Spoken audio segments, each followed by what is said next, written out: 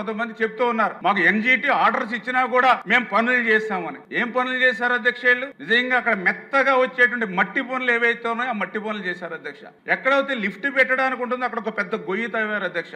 అదేవిధంగా లిఫ్ట్లకు సంబంధించిన మోటార్లు కంపెనీ నుంచి తీసుకొచ్చి అక్కడ పెట్టారు అధ్యక్ష. కనీసం బిగింపు కూడా పెట్టారు. అంటే మోటార్లు పట్టుకొచ్చి ఆ ప్లేస్ లో పెడితే ఆటోమేటిక్ గా 90% అమౌంట్ అంతా కూడా వాళ్ళకి అయిపోతుంది అధ్యక్ష. అంటే ఈ రకంగా మెత్తగా వచ్చే మట్టి పనులు, గొంతులు, మోటార్లు తెచ్చి 900 కోట్ల రూపాయలు వాళ్ళ జేబుల్లో వేసుకున్నారు అధ్యక్ష. ఒక్క చుక్క నీరు వచ్చినటువంటి పరిస్థితి అధ్యక్ష లేదు అధ్యక్ష. పోనీ ఈ పనులు కూడా ఎప్పుడు దాకా చేశారా అని అంటే 2021 వరకు చేశారు ఈ 900 కోట్ల రూపాయల పనులైనా. నిజంగా రాయలసీమ ఎత్తిపోతల పథకం ఈ ఎన్జిటి నిలిపేయమన్నప్పుడు జగన్మోహన్ రెడ్డి ముఖ్యమంత్రిగా ఉన్నాడా, చంద్రబాబు నాయుడు గారు ముఖ్యమంత్రిగా ఉన్నారా? సమాధానం చెప్పమంటే ఈ రోజు మండలిలో కూడా సమాధానం చెప్పలేనటువంటి పరిస్థితి అధ్యక్ష. మీరు 2021లో 900 కోట్ల రూపాయల వరకు ఎంబుక్ రికార్డ్స్ ఉన్నాయి. 2022 ఉంది, 2023 ఉంది, 2024 ఉంది. 4 సంవత్సరాలు ఎందుకు మిల్లి మరి నిద్రపోయారనంటే దానికి సమాధానం లేదు అధ్యక్ష. మరి ఆ రోజు కూడా హరీష్ రావు గారు కూడా చెప్పారు అధ్యక్ష.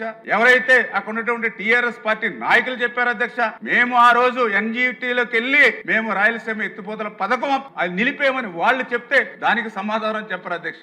ఆ రోజు ఉన్నటువంటి ముఖ్యమంత్రి కేసీఆర్ గారు ఆ రోజు ఇక్కడ జగన్మోహన్ రెడ్డి గారు ముఖ్యమంత్రి ఎవరైతే ఉన్నారో మరి వీళ్ళిద్దరూ చట్టాపట్టాలు వేసుకుని తిరిగారు. మన రాష్ట్రం వచ్చారు, వాళ్ళకి లంచ్ పెట్టారు, డిన్నర్లు పెట్టారు. అప్పుడు కనీసం ఈ యొక్క రాయలసీమ లిఫ్ట్ మీద మీ తెలంగాణలో ఉన్నటువంటి వాళ్ళు ఎన్జిటికి వెళ్ళారని కనీసం దాని గురించి మాట్లాడేటువంటి సమయం కూడా వాళ్ళకి లేదు అధ్యక్ష. అంటే ఈ రకంగా 5 సంవత్సరాలు వాళ్ళకి అధికారం ఇచ్చినటువంటి రోజుల్లో ఆ యొక్క రాయలసీమ లిఫ్ట్ ని నిలిపివేసి మళ్ళీ ఈ రోజు అధికారం పోగానే ఈ రోజు ఆ యొక్క రాయలసీమకి న్యాయం చేసేటువంటి ప్రభుత్వం మీద బురద జల్లేటువంటి కార్యక్రమం అధ్యక్ష.